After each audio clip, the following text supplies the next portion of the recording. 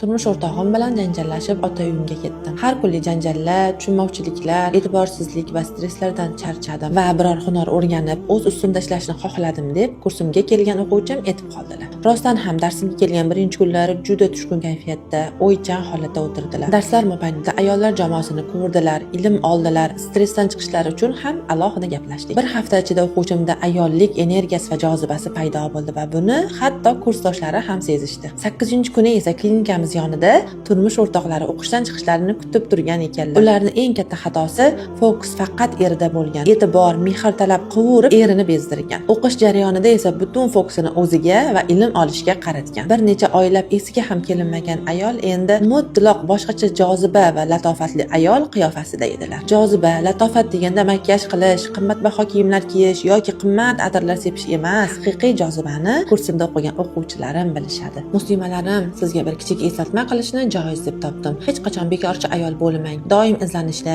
ilm olishda to'xtamang. Eringiz uchun o'qib tugatilingan kitob bo'lib qolmang. Har kuni u sizni yangitdan kashf qilsin. Shuni unutmang, oilaning tinchligi ayolning zakiyligi bilan saqlanadi.